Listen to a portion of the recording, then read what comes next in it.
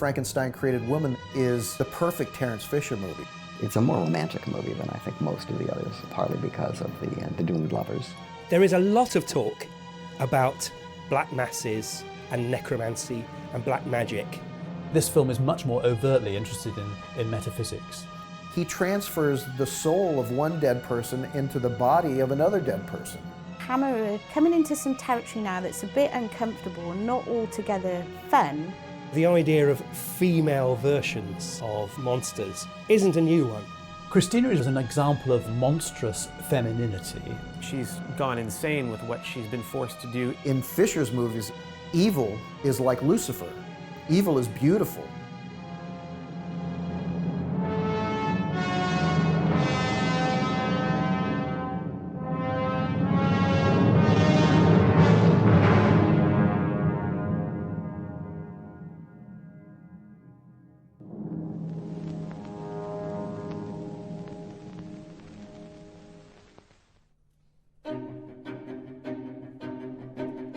Frankenstein Created Woman is the fourth film in Hammer's Frankenstein series. First, of course, Curse of Frankenstein was the film that established Hammer's position as the kings of Gothic horror. That was followed by Revenge of Frankenstein, which is a very fine film. Evil of Frankenstein, most people agree they kind of dropped the ball. Probably at least part of the reason for this is that the dream team, if you like, was no longer in operation. Terence Fisher, who directed most of the really great Hammer Gothics, wasn't available for Evil, and so Freddie Francis took his place. This one followed on, and Fisher was very much back. By the late part of the 60s, the studio was stumbling around looking for new ideas. At this point, the series has become a penny dreadful. Penny dreadfuls were Victorian cheap pulp books sold for the penny, which would rewrite Gothic stories or sensational stories. There'd be no continuity, they would chop and change things and mix them up, but nobody really cared. It was all about the sensation. So by the time we get to Frankenstein Created Woman, we get this weird gender-bending theme, which makes it one of the most interesting films in the entire cycle. Frankenstein Created Woman was really inspired, or the title of it was inspired by a film by Roger Vadim, which was made for Brigitte Bardot, and God Created Woman in 1957. And apparently Anthony Hines, the producer and screenwriter for Hammer, said, oh, why don't we then do, and then Frankenstein Created Woman. So it started off as a joke early on in Hammer's history, but it was shelved for several years and made way for The Evil of Frankenstein in 1964, which also had Peter Cushing as the Baron. There are a few Hammer movies like this that erupt accidentally from gags. An obvious example is Dr. Jekyll and Sister Hyde, which is very much a sort of kind of sister picture to this in many respects, thematically at least. And that began with somebody saying, you know, wouldn't it be funny if Dr. Jekyll, rather than just turning into Mr. Hyde, changed sex? And so you got a movie from that. And so that's really the roots of this.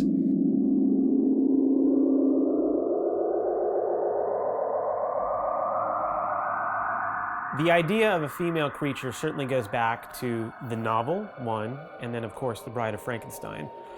And so when Hammer was considering what to do next, there was this idea of, post, of course, and God Created Woman, and then Frankenstein Created Woman. That was an idea and even a title that Colonel Carreras was out trying to sell in the late 1950s.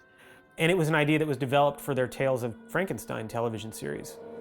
Of all these eerie adventurers into darkness, none was more driven by insatiable curiosity, nor went further into the unknown than the unforgettable Baron Frankenstein. Obviously, the success of The Curse of Frankenstein took Hammer Films from a small distributor of basically second features in America to a powerhouse, of British cinema, to the chagrin of most of the critics.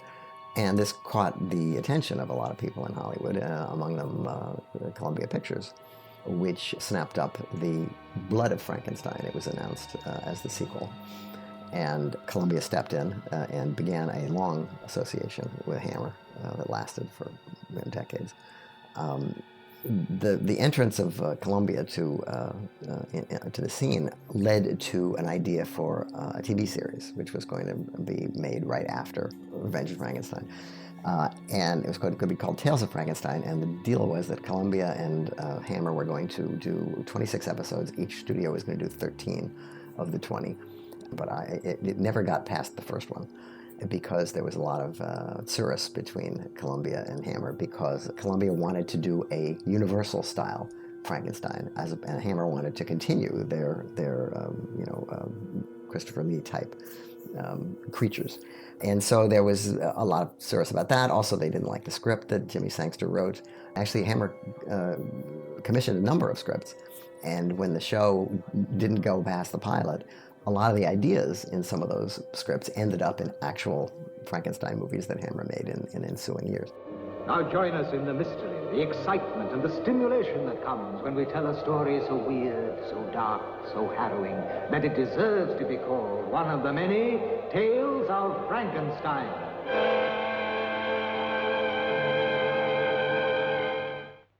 And the Frankenstein series had some really interesting ideas as it goes. Hines actually managed to commission about 8 of these 30-minute episodes. He had several writers on board. One of them was A.R. Rowlinson, whose episode proposed this kind of bride of Frankenstein, if you like, who was called Lisa. And this Lisa creature would be devoid of any emotion, and they would be like a total killing machine. So, because Hines was impressed in particular with this story, some of that then made it into Hines' script for Frankenstein Created Woman. This film has a great deal in common, I think, with a famous symbolist novel by the French writer Villiers de l'Isle-Adam. He wrote a book called The Future Eve, in which an aristocrat is in love with an extremely beautiful woman, but unfortunately she's a complete idiot. She has no conversation, she's terribly dull. Now, this aristocrat can't bear the thought of living without her physical presence, but he can't stand the boredom of living with her. He's about to kill himself when he meets a professor, a scientist based actually on Edison, the inventor. And this scientist says, well, look, don't do that. I've created a robot. She's called Hadali, and she's the spitting image of this woman that you love. I've made her in this image. What I will do is invest her telepathically with the spirit of another woman, a somnambulist. And also you can invest your own personality into her, and I can control her as well. So there are 3 forces working on this robot. Unfortunately, it all goes wrong, and this robot is drowned at the end, which is very similar to what happens to Christina at the end of Frankenstein Created Woman. And also it's similar because Christina in this film has 3 influences working upon her. Her own, the man whose soul inhabits her body, and Frankenstein's also involved with her. So it's a similar sort of situation. I have done what you told me. What am I to do now? You will kill Johann. Kill him. Kill him. Kill him. The BBFC had a few issues with the original script, but then they always had an issue with everything that Hammer were proposing. The thing that's interesting to me was Trevelyan felt the idea of a cripple girl, Christina, having the soul of a guillotined murderer was too perverse. And he was very, very wary about this angle, and he kept calling her a girl man.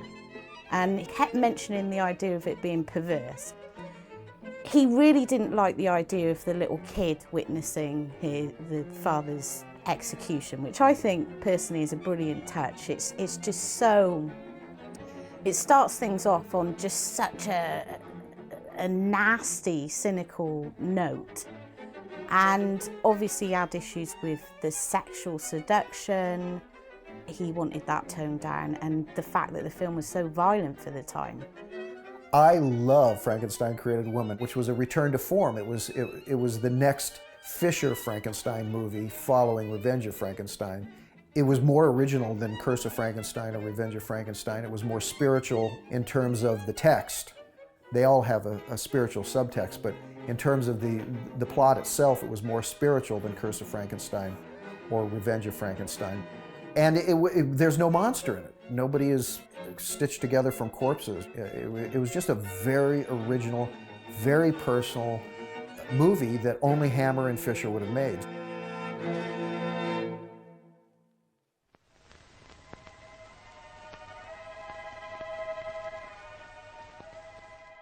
Are you suggesting that my late assistant has been brought to life again by witchcraft? You said the word, sir, not I. Then you believe that I have been practicing sorcery? We do not know what it is that you do here, sir. We only know that we have heard strange noises and seen strange lights in the middle of the night. Frankenstein Created Woman is simultaneously, I think, the most Frankenstein film ever made and the least Frankenstein film ever made. There are elements in this that are very much in tune with elements of the original novel, which almost all the other Frankenstein movies ignore. By the 1930s, by the time Universal are making Frankenstein movies, it's almost completely a science nightmare, a medical science nightmare. Within the novel, Mary Shelley, who wrote it, is much less specific, for example, about how the creature is created. She describes her Frankenstein as being a student of unhallowed arts. And he's much more halfway between a pioneering scientist and an old-school necromancer. And it's interesting to note that in Frankenstein Created Woman, there is a lot of talk about black masses and necromancy and black magic. And when the villagers are talking about their concerns, their worries about what Frankenstein is up to, they keep coming up with things like, we know how to deal with witchcraft.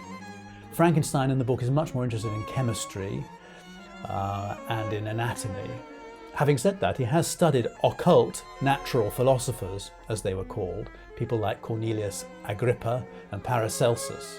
So in those days, science and metaphysics kind of blurred, and they were still a bit blurred in Mary Shelley's time. But I think this film is much more overtly interested in metaphysics.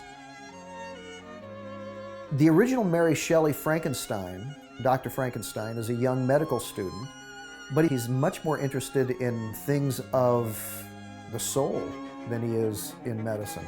No Frankenstein movie had really dealt with that, except maybe the Edison Frankenstein of 1910, which was a very, very old version.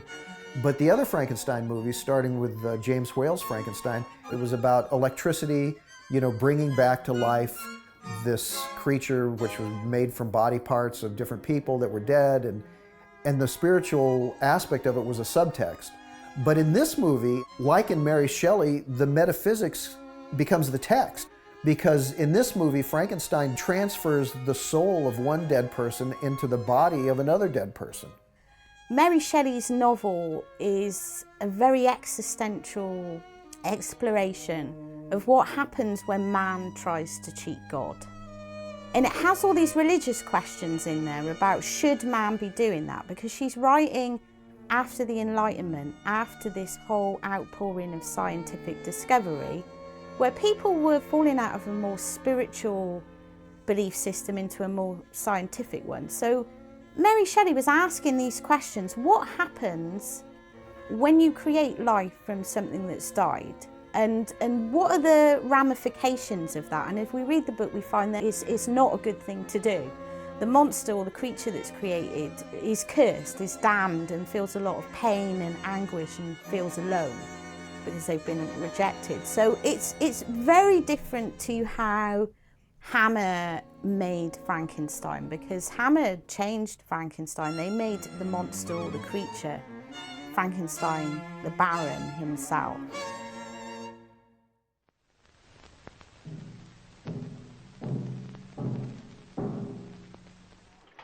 Can't you get it into your head? This is our chance. We might have to wait years for such an opportunity. And here it is, right on our very doorstep. Why do you hesitate? But is it right? Right? What has right got to do with it? That boy is doomed. By this time tomorrow, he'll be dead, guillotined, and the pieces buried. Oh, it all seems so terrible. Oh. Well, all right. All right, then what do we do? Take his soul and preserve it. Up there, in my apparatus. One of the things you can look back and, for the pleasure of comparing and contrasting, are the different barons.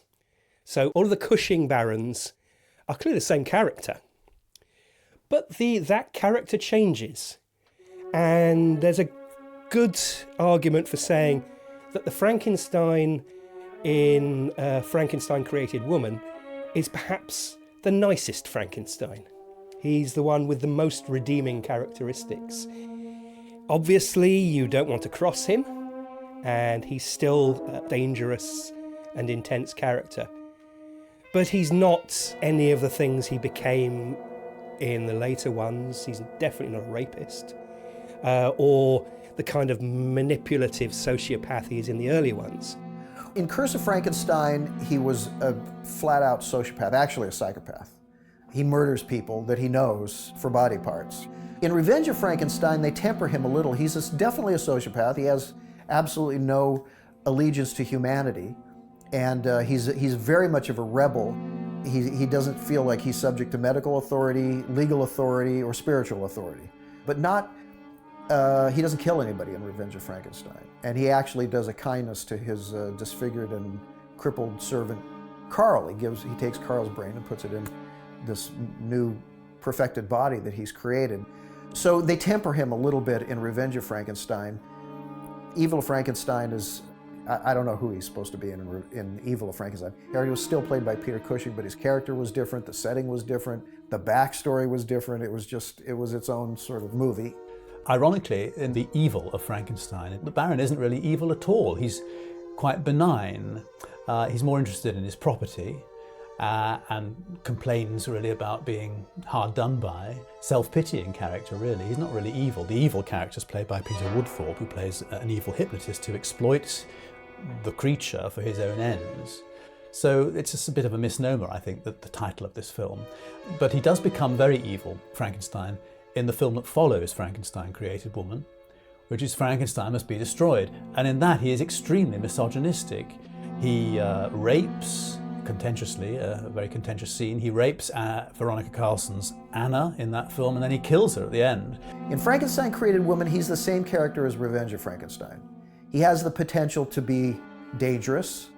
He's going by his own name for once, so apparently in whatever part of Europe he's living, they don't know who Frankenstein is because he's going by the name of Frankenstein.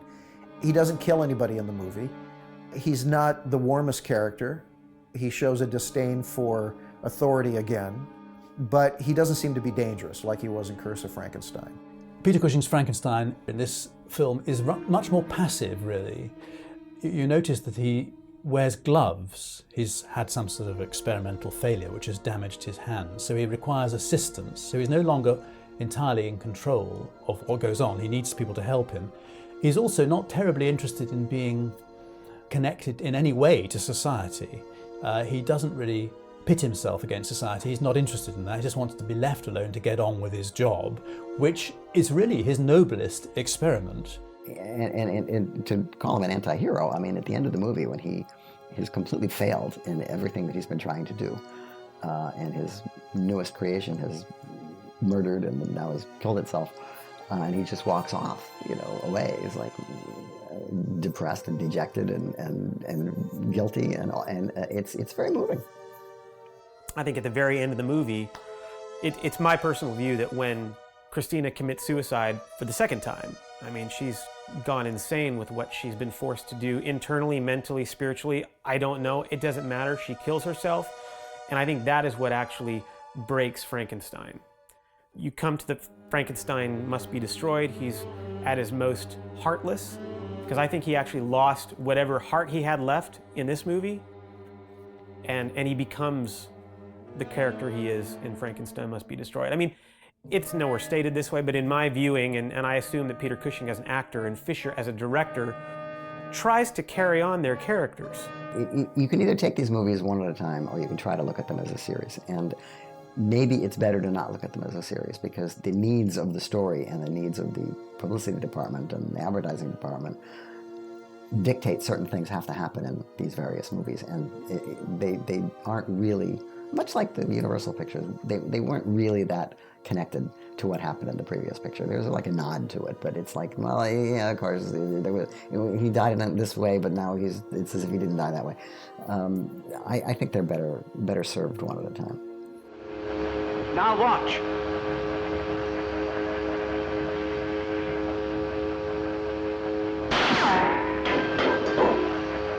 You see, indestructible. A shield of indestructible matter. We have succeeded, Harris. Part of Cushing's genius is that he could be given this absurd pseudoscientific gobbledygook and make it seem entirely plausible. Somehow he's explaining the technique, the validity of making things bulletproof as somehow being the magical route to keeping the soul in a body which then brings them to life, and demonstrating this by shooting a wine glass. It's very difficult to think of any other actor who could have convincingly pulled that off. But when Cushing does it, you just sort of think, yeah, that sounds legit. Peter was a lovely man. He took his part very seriously. You know, if he had to dissect a body, he would go and talk to a surgeon and find out how to do it so that he looked as though he knew what he was doing and all this sort of thing. But he always took the sort of leading man role seriously too. I mean, I remember once I had missed the mid-morning break because I was doing something in the studio. He then got his double to go and get me a bacon butty, which I'd missed, you know, and brought it to me. But he thought about it and looked after me, you know. He knew it was my first film, all that, you know, and the scenes we had with him, he was always a delight. Peter Cushing is really not the protagonist of Frankenstein Created Woman. The main protagonist in that movie is Christina and Hans. Frankenstein is almost, if it were a fairy tale, he would be the fairy godmother, you know, who actually gives Cinderella, Christina, her wish and brings her back to life, but beautiful and blonde, unfortunately now deadly, you know, and vengeful.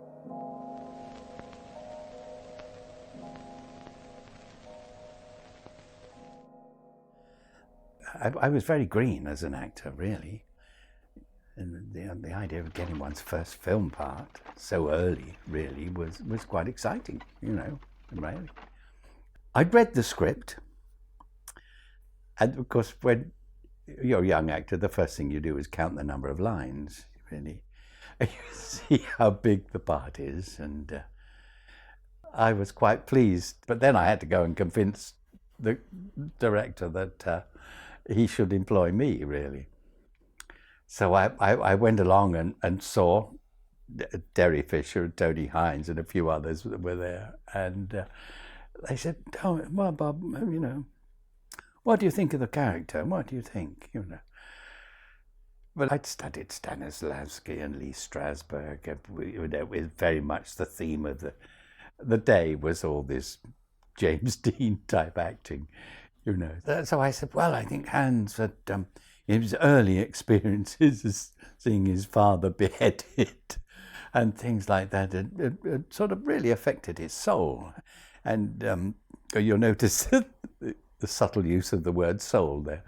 And he became sort of, you know, a loner in this small community that he lived in, and the only people he could relate to were other loners and things like that. And that's how he got tied up with Christine. And then, of course, Frankenstein was also ostracized from that society. So these were the people that he would naturally relate to. And Terry Fisher turned to Tony Hines and said, "Did we think of that, Tony?" 2 days later, I was offered the part, and I'm sure that the spiel that I'd given them actually got me the part.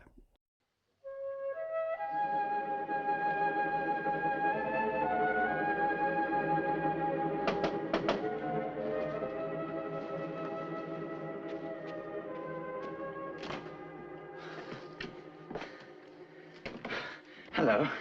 Are you hurt? Oh, only my pride. I lost my temper. I know. I shouldn't have, I suppose. Oh, thank you for trying to help. That temper of mine is always getting me into trouble. Get me hanged one day. You mustn't say that. Why? Because of what they did to my father. You know what they say, like father, like son. I think most of Hammer's Gothic movies are about being an outcast, because I think the idea of outcasts is central to the Gothic mythology anyway. The very roots of it. We're talking about characters like the Byronic anti-hero. And then you get figures like all of the major Gothic icons are basically brooding misfits. And as the myth becomes more sophisticated, so your sympathy is drawn towards these misfits. You have to remember, to kids, all monsters are sympathetic. That's why they love monsters. Monsters are mistreated, they're misunderstood, they have no power, they're hounded, and kids always feel that way. And that's one of the reasons that kids were so crazy about monster movies, particularly, I mean, certainly when the Universals appeared on television, but even watching the giant insect movies of the early 50s that supplanted the horror movie for a while. There was something relatable to anything that was misunderstood and devalued. And certainly the Frankenstein monster, who is, Karloff used to say how much mail he used to get from kids, would be that he just wanted a friend. Everyone in this film are outcasts. Christina is a deformed hunchback. Hans is the son of a convicted murderer. Frankenstein is an impoverished aristocrat. Dr. Hertz is a muddled old GP who doesn't really know anything anymore. He's old and tired. So none of them fit in.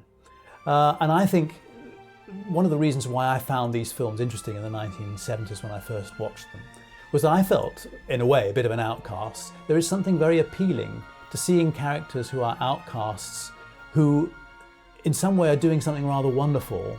And in this instance, they're transplanting souls. They are overriding their limited horizons and their confined world and doing something rather fantastic.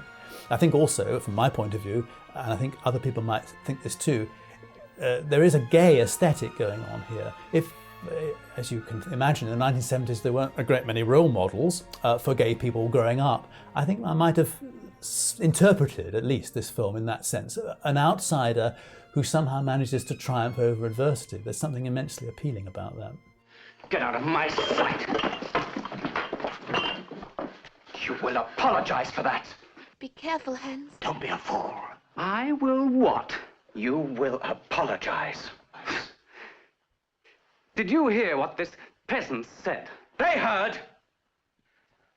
I do not care to talk to the spawn of murderers. A lot of what Hammer were doing had interesting class themes.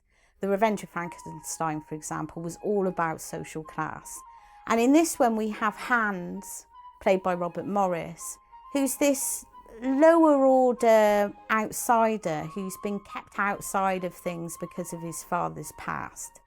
And he becomes like the hero or the anti-hero, even though he's sort of living in poverty. And we don't exactly know how he's got involved with Frankenstein, but he becomes like a ally or an assistant. And then we have Christina as well, who's a barmaid. She's obviously working class as well.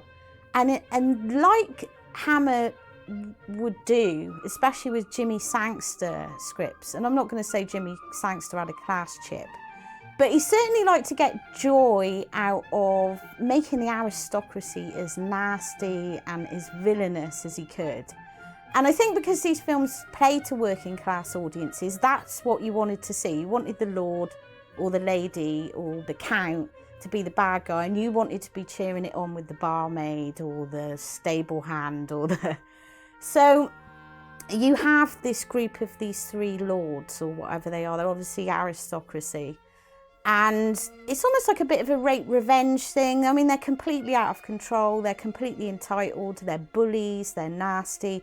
They go into this bar. They think they can do anything and they terrorize people. I mean, they're just hideous. Then they use the fact that they're in a privileged position to escape the murder rap. And of course Hans is blamed for that because he's the lower order, he's the son of a killer.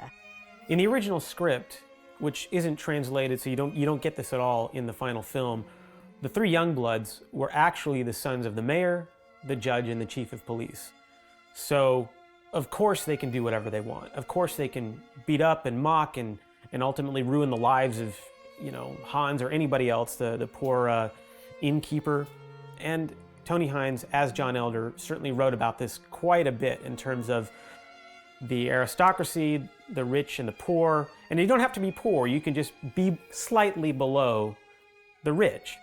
This certainly comes out in one of his best scripts, Taste the Blood of Dracula. But his sympathy is with, in this case, the underdogs. That's Hans and Christina. She's got a scar, but then again, so does Hans. His scar is his heritage. He's got nothing. He's got the coat that Thorley Walters gave him, and that's about it. One tried to make him a sort of, a sympathetic character. After all, he did have the dirty done on him. He was eventually beheaded for a crime he didn't commit, so one had to play it like that. And I thought it was quite interesting, the relationship between Hans and Christine. She was very scarred and crippled and things like that. And Terence Fisher's movies are very much about authority and subjugation. And this movie is no different. Frankenstein is the authority, and Dr. Hertz is subjugated to him, does his will. The whole town is subjugated to the aristocracy, and there's sexual subjugation and authority in this too, because once Christina is brought back to life, she is an authority now. She has the vagina with teeth, and the Youngbloods are subjugated to her because they're drawn to her, and she uses that to destroy them. It's very typical of Hammer, and it's also very unique from Hammer, because that's very much the way Hammer portrayed the vampires in Dracula, in Brides of Dracula, Dracula, Prince of Darkness. The women vampires are alluring because in Fisher's movies especially, evil is like Lucifer. Evil is beautiful.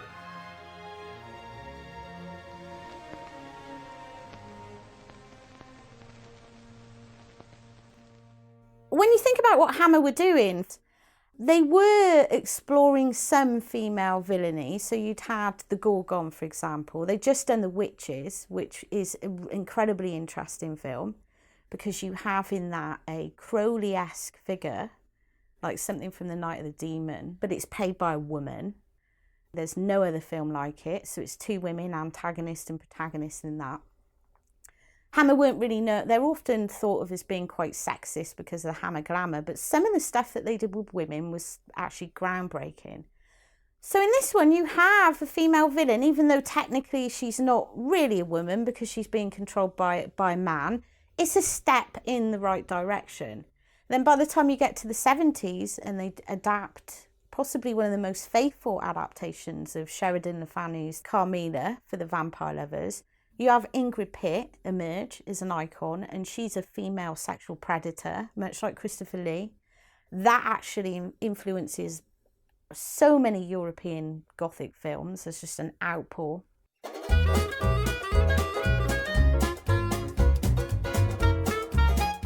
Of course, the idea of the femme fatale stretches way back into history and stretches way back to the early days of cinema. I mean, a very appealing early example is the femme fatale Theda Bara, who in the silent era seduced and ruined men in movies like A Fool There Was.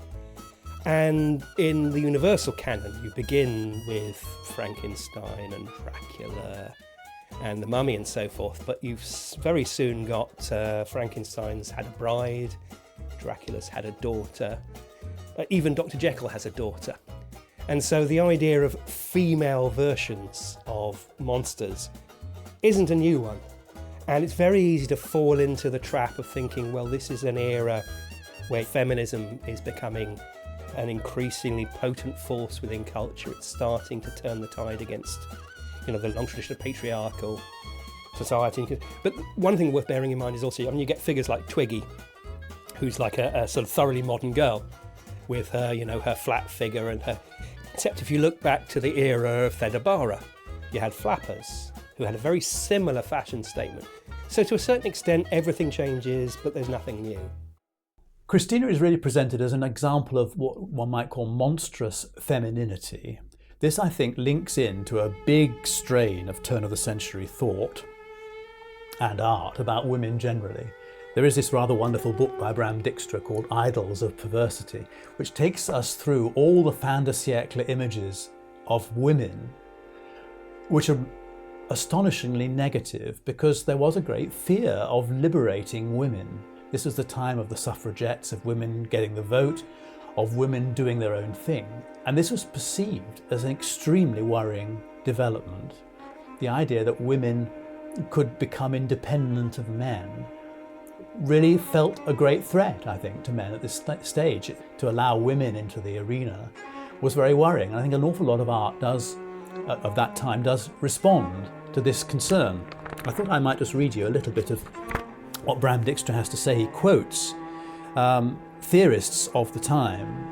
There was an Italian, Cesare Lombroso, and he does say this: since the human male had struggled out of a condition of sexual indeterminacy into true masculinity, it was clear that the roles of men and women were meant to be completely separate. It was therefore woman's role in evolution to become more and more feminine and not to take on masculine qualities. And for a woman to take on such masculine qualities was actually a sign of reversion, sinking back into hermaphrodism. So, this idea that genders should be very strictly differentiated and they should be kept in their place. I think this is something which the film does actually raise rather interestingly. Take off your clothes. I don't like women giving me orders. I spit on your grave. The other interesting thing about the film is it seems to kind of anticipate the whole female revenge thing that came out in the 70s. I think Frankenstein created woman, even though technically it's a man and a woman working together, a lot of that revenge is female revenge because Christina knows what's going on. She is aware of what is going on with Hans and she kills herself when her mission is done. But her mission is not just what Hans wants her to do, it's to avenge her lover. It's to avenge how these people have ruined their lives. And so I think although not strictly a female revenge film, it does anticipate that in a way. And it does use those elements in a way that wasn't really being used this early on. Even though they make the monster, if you will, the kind of the villain with agency, they make it a woman, but they only do this when there's a masculine element behind it. So one of the more implausible seems the wrong word, but and hokey seems cruel, but one of the more jarring perhaps aspects of when Christina starts having her revenge is they still have to have Hans' voice in the background egging her on. And you could have that as being, if that was like a psychological thing, but her victims can also hear it too. So in a way, I think it's a shame they didn't just take it that little bit further and allow Christina to become this vengeful angel of her own accord. Without, and of course the same thing with, Hans of the Ripper.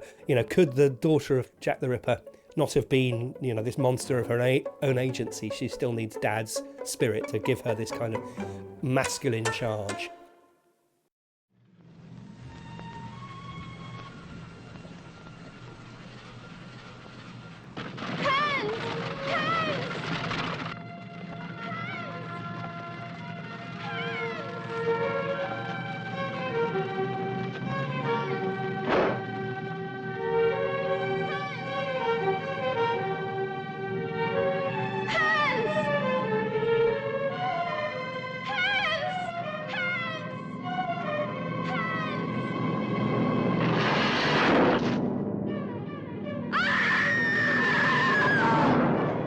No matter how perverse and no matter how taboo it is and all the transgression and all the violence, it is also an incredibly romantic film when you look about it. There's a lot in the story that's about loss and loss of love. You have a young girl who commits suicide because her lover is accidentally executed or accused of a murder and killed. So you have that, and that is something that was very much part of Fisher's canon or thing. He came out of Gainsborough, working on those deeply romantic classic films.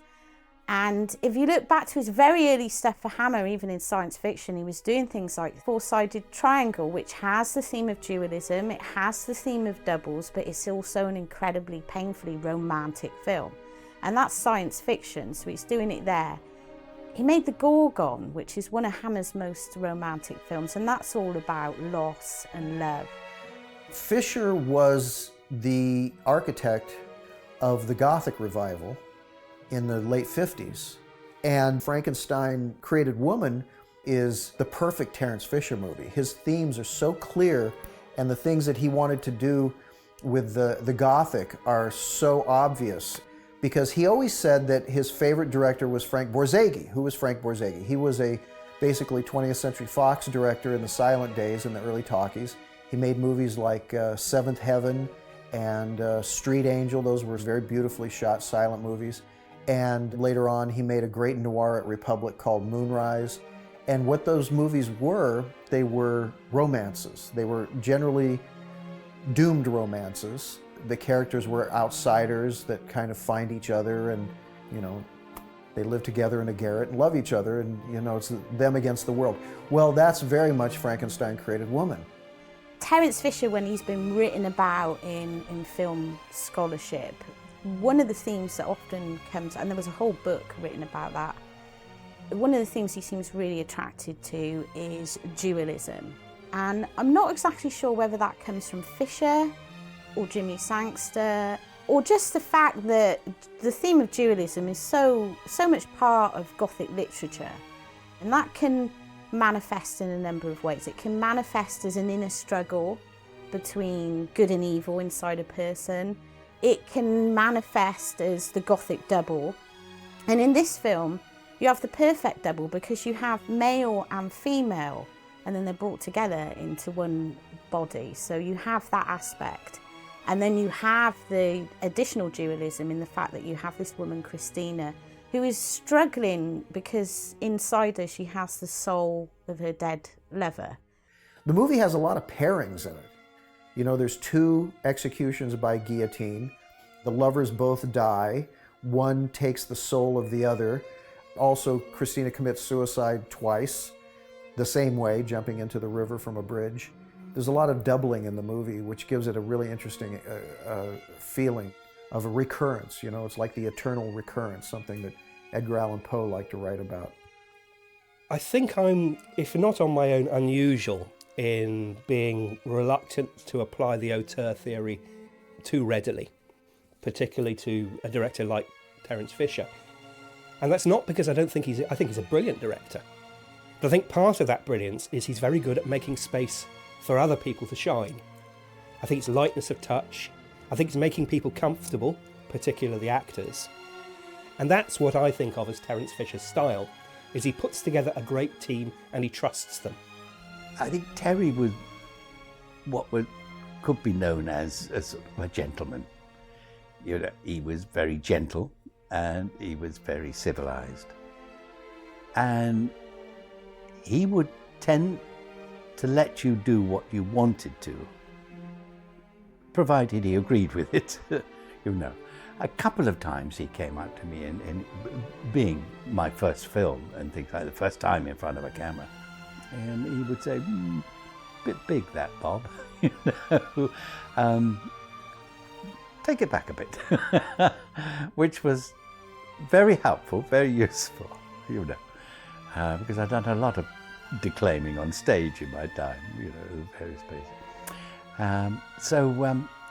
And his whole sort of attitude was very gently. He knew what he wanted to do, and he knew, and as long as you came up with the goods, he was very happy, and he let you do it. I did feel that I could say, "Could we do that again, please?" You know, and he would let you do it. I talked to Terry Fisher once when I was making The Howling, because I had come with the idea that I think all the characters in the movie should be named after people who had directed werewolf movies. And so in order to do that, you had to get their permission. So we had to talk to Freddie Francis, and we talked to Terence Fisher, who was just delighted at the idea that a character who was actually a female character named Terry Fisher would be named after him. He just thought that was a hilarious idea. And it was very soon after that he passed away.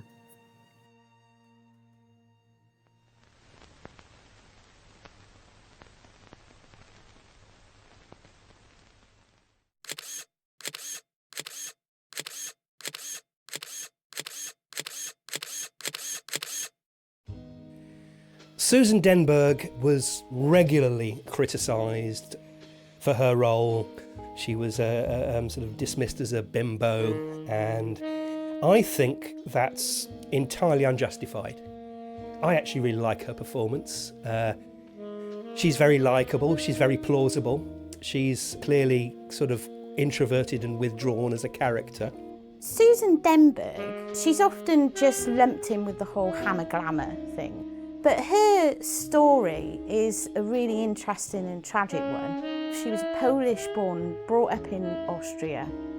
She was born Dietlin Zechner, and when she was about 18, she moved to London, worked as an au pair because she wanted to learn English. And from there, she went off to Las Vegas and she got herself an 18-month contract in a dance troupe, the Bluebell Girls, getting the princely sum of $195 a week, which was big money. She also married a singer, Tony Scotti, and that didn't last very long. But then she made her way into films. She was picked up by 20th Century Fox and then Warner Brothers. Her first film, so she made a bit of a splash. Her first film was An American Dream, next to Stuart Whitman and Janet Leigh. And her first major screen appearance, she appears in a towel. And Warner's had been really bigging her up in the press as this bright young new star from Austria. And all of a sudden there's this outcry about her appearing nude on the screen. Because at the time we're getting towards the end of the Hays Code, and there'd just been a massive hoo-ha about Carol Baker and the Carpetbaggers being nude, almost like about a year before. And there were all these discussions because Hollywood was starting to test boundaries about what they allowed and what they didn't allow. And there was a bit of a hardcore conservative group in the media pushing for no nudity. Obviously, Hollywood's going the other way. So she gets all these interviews about her views on nudity. She became known for just talking about being nude, which she didn't have a problem with. Warner Brothers then launched this competition to rename her. They didn't like the name Susan Denberg at all. And I'm not sure, this seems like some huge publicity stunt because this is what studios were doing at the time. And I'm not even sure if they had any intention on changing her name. But they said, we don't like Susan Denberg, which had been chosen by Susan Denberg's agent. So Warner Brothers announced this competition to rename her, and the winner will get $500 in US savings bonds. And then they announced that the winner of this competition is a 15-year-old girl from New York called Susan Denberg, who had written a letter saying, I don't like being compared to the Susan Denberg. I don't share her views on nudity. My friends make fun of me. But moving all that aside, I think Susan Denberg is a really boring, ordinary name. And if I was going to change my name, it would be Susie Lynn. And so this apparently won the competition.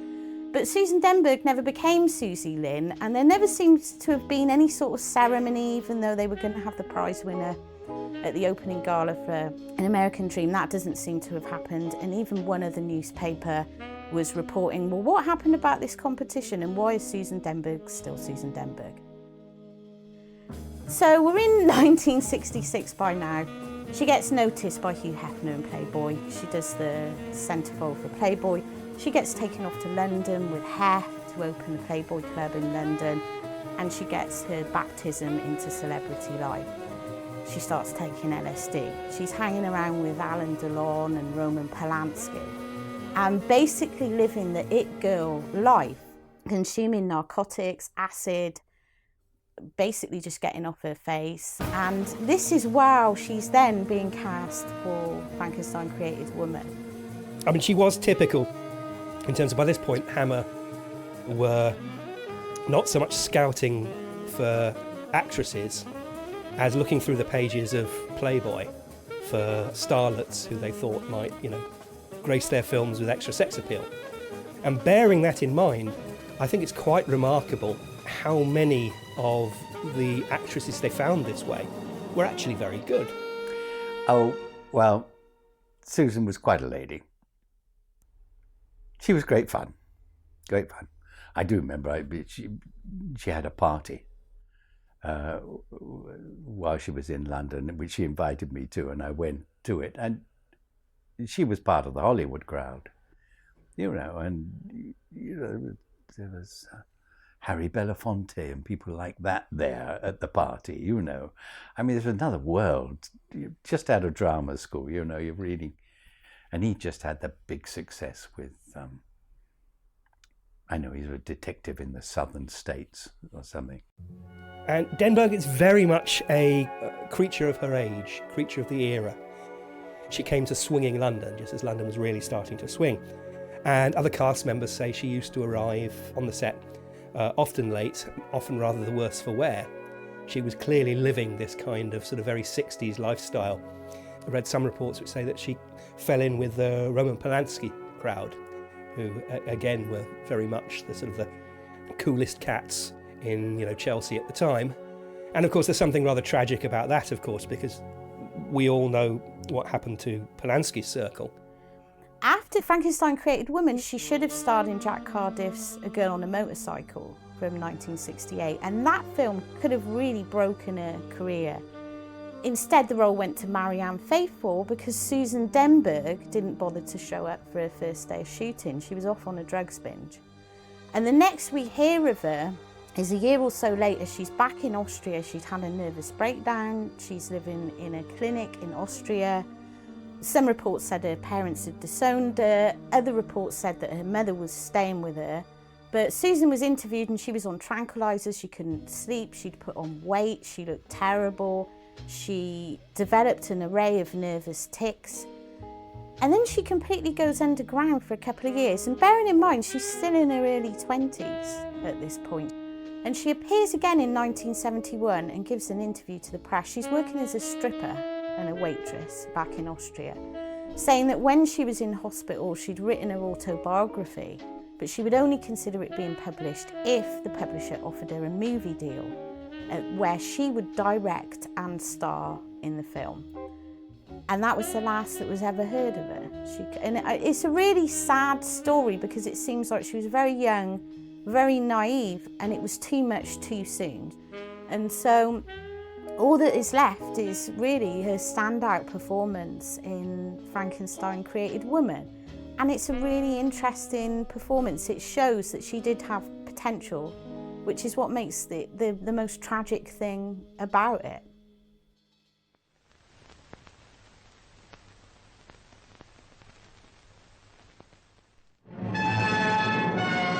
Frankenstein. The name stands for fear. Frankenstein.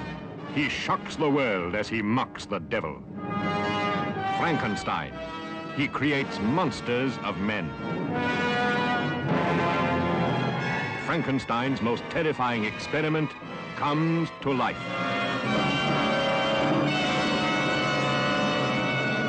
Frankenstein Created Woman. Susan Denberg was used tirelessly for promotion during the production of the film. I believe she had her 22nd birthday during production, and they had the press on to photograph that with her cutting the cake, no doubt with a large, menacing-looking knife. She also, I believe, she was asked to give the prize at a go-kart Grand Prix or something along those lines. So that end of it was very much emphasised, and it's a very saleable title. It's one that you remember, and comes from an era within Hammer's history where you get the impression, particularly in the States, where they were getting rather cheekier with the promotional posters and so forth. Frankenstein Created Woman was advertised as basically a remake of Bride of Frankenstein, which it's not. And there's all these photos of Cushing and Susan Denberg, when she's in her bikini or whatever it is, and it's like, well, that's not in a movie. So there was obviously the pulchritude was what they were selling.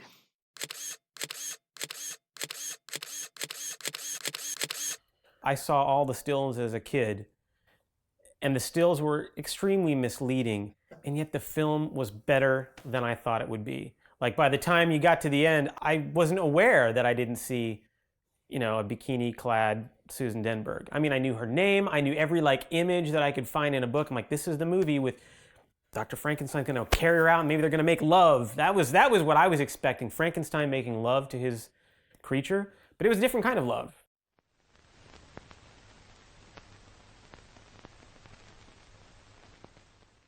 We had a premiere in one of the sort of the big cinemas in Leicester Square.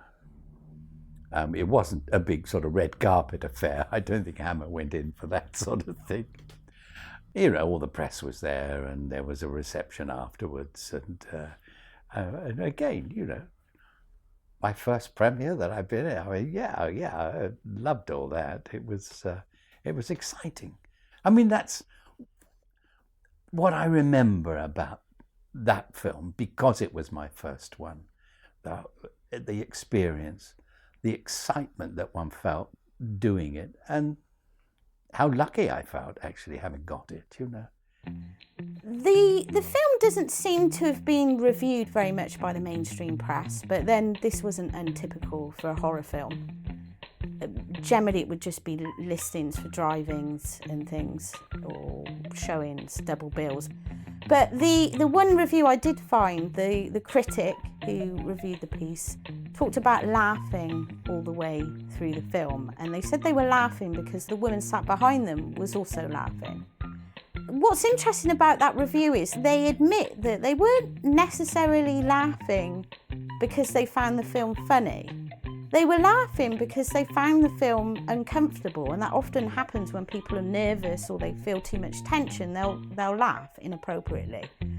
And we might take the themes of the film for granted today, but the whole idea of implanting a man into a woman's body and children witnessing executions and these kind of rapey, libertine lords or whatever they are, and just all the really transgressive themes that are in there, was actually, for viewers at the time, was kind of pushing that bar a bit. And so it's an interesting review. It doesn't completely dismiss the film, but it doesn't totally welcome the film either. It suggests that Hammer are coming into some territory now that's a bit uncomfortable and not altogether fun like their earlier films. I think Frankenstein Created Woman's status has risen over the years.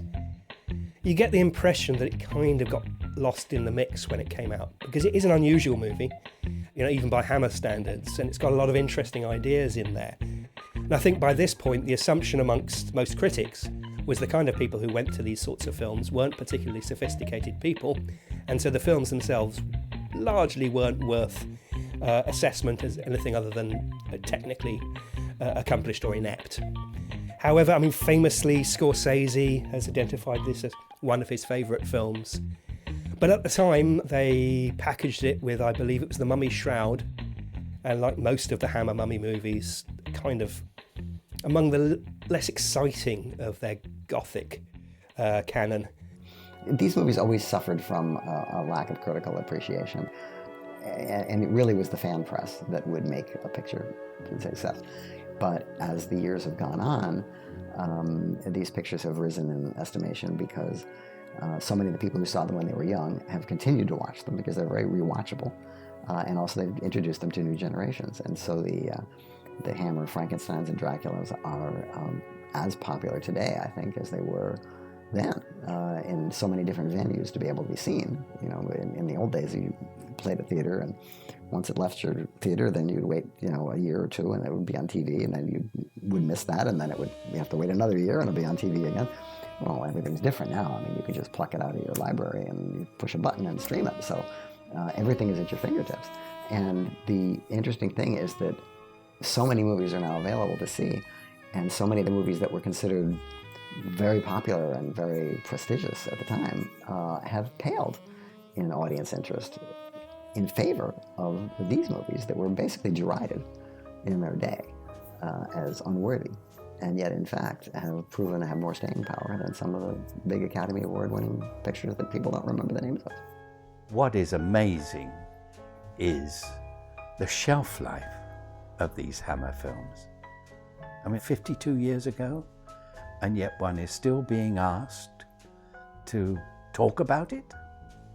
I get letters from all over the world, from youngsters. You know, the fans of Hammer don't grow old. They're continually being renewed with youngsters. And I find that amazing. You go on a website and look up Hammer. All the films are there. All the information is there. You know, it's amazing, amazing. And this I don't quite understand, really. At this point, Hammer was making their Gothics like an assembly line, you know? They were engineered as double features. You know, it really started with Dracula, Prince of Darkness and Plague of the Zombies, and then Rasputin and the Reptile, and then after that it was Frankenstein Created Woman and the Mummy's Shroud. So they're making these in factory conditions, you know, in industrial conditions, but somehow they didn't tell that to Terence Fisher because he was treating each one like a work of art. I think it's one of Fisher's finest. It wasn't the last film made at Bray Studios, that was The Mummy's Shroud, but it might as well have been. It was the last masterpiece made at Bray. I think it's daring because it tried new things. It allowed for ideas that even 5 years prior would have been absolute, like they couldn't have gotten away with. You didn't need the sex. You could sell it with the sex, and that's what they did. But once Fisher got you hooked into the story, you know, it was all about the heart.